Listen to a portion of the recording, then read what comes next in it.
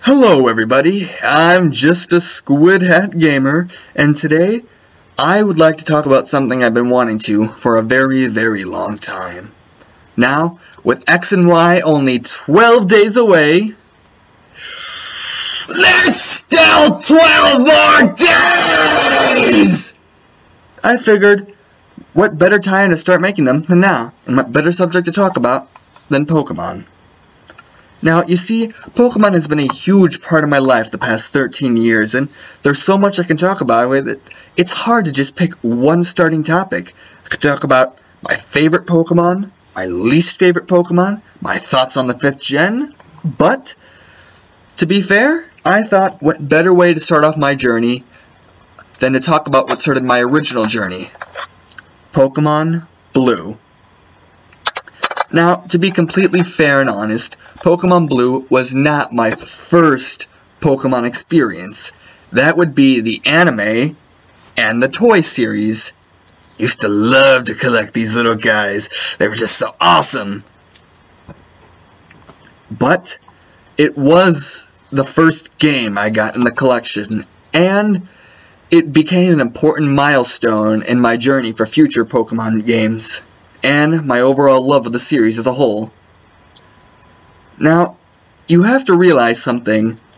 When I grew up, I didn't grow up in a neighborhood that had other kids in it, and so, aside from school, I was pretty much all alone. I kinda used video games as an escape from it all. I mean, on a long weekend day, I was not playing with my friends. I'd just pull out the good old Game Boy and play with my Charmander. However, even at school, Pokemon was one of the hottest things that everybody had to have. You weren't nobody until you found Mewtwo, or you somehow got Mew, or da-da-da-da-da, or Missing No this, or Pikachu that, or yeah. But, regardless, everybody was playing it, so I wanted to be a part of it. Now, when I got the game, I didn't exactly know how to read. So when they were giving me those important text boxes telling me how to do something, my initial response was A. Now, and it was because of that very train of thought that when the nice old man was teaching me how to catch Pokemon, I was going A.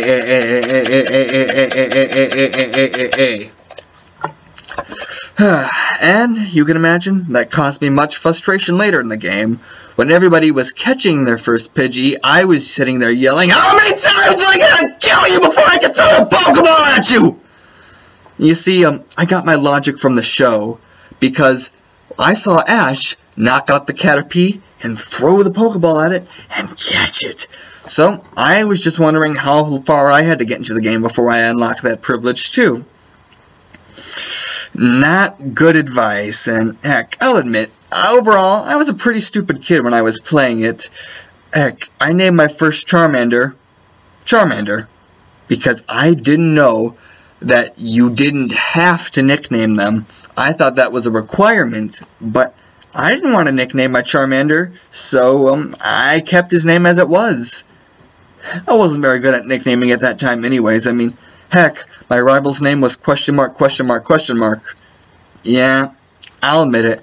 Times were tough, only having a Charmander to start the game off with, but I always pulled through in the end. Heck, you should have seen my face when I finally beat Misty with Charmander. The Charizard. Yeah, I played that long that Charmander could become that. Well, what do you think's gonna happen? I am only using one Pokemon through it all. I don't know how to catch. I'm fighting all the trainers myself. And I have to beat 2 gym leaders in a row who have super effective moves against my Pokemon that has ineffective moves. Obviously, I gotta beef up if I want to fight them and win.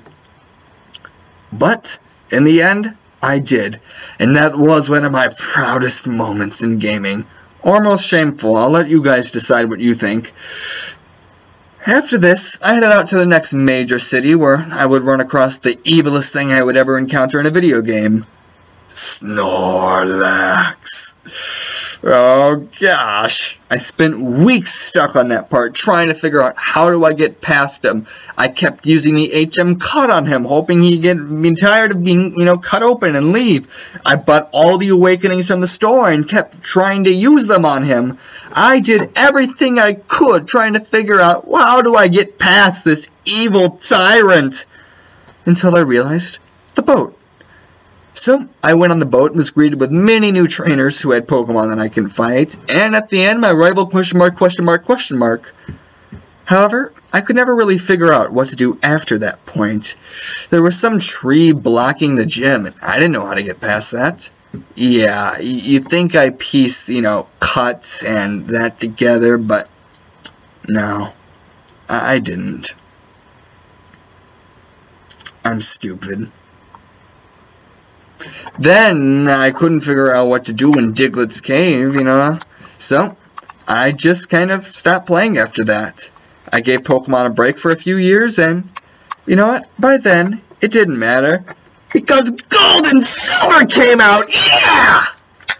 And, by then, I had moved to a new neighborhood where, well, I had actual friends who were able to teach me how to catch Pokemon and how to use HMs, and so I wouldn't be stuck on that part forever. Now, Gold and Silver were really big in my story too. They were the first games that I got all the way to the Elite Four. And Ruby and Sapphire was the games where I found out there was a champion after the Elite Four. And Diamond and Pearl were the games that I realized that I could actually beat them. Yep, Pokemon's been one crazy journey for me. And, it has just been a lot of fun for me. I enjoy them completely. However, I do still have regrets.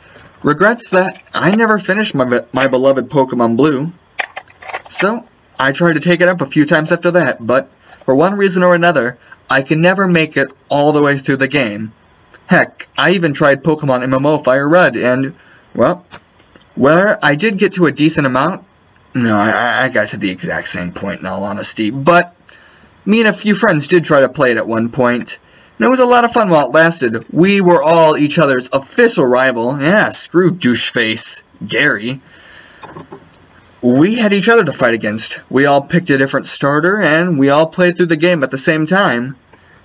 I was always the best, though, because, as I learned in Diamond and Pearl, overtrain, overtrain, overtrain, overtrain. You do not stop overtraining no matter what. It was because of this that I always have Pokemon way stronger than the gym leader, and of course, way stronger than my friends. And, in all honesty, I did enjoy my team a lot. I had Sunny the Venusaur, Big Papa B the Ursaring, and Alfonso the Doug Trio. And someday I would like to go back and finish that game, or maybe just go back and finish Pokemon Blue, but regardless, it was still one of the greatest gaming experiences I ever had, and I owe it all to my current status in Pokemon. Thank you, Red and Blue. You truly were the games that started it all and set me off to catch them all. Thank you guys for watching the video. If you enjoyed it, leave a comment or like. Or dislike it if you didn't. I'm not going to hold that against you. But, tell you what, leave a comment in the video. Tell me what you thought. Maybe you have an experience you'd like to share. Maybe you were somehow a dumber trainer than I was. Or, maybe you just have some funny story you'd like to share. Have a topic you'd like me to talk about for a future video? Leave it. Well, I'll see how it goes. Hope you guys are having a good day, and see you guys later, because remember, there's only 12 days left! There's still 12 days left!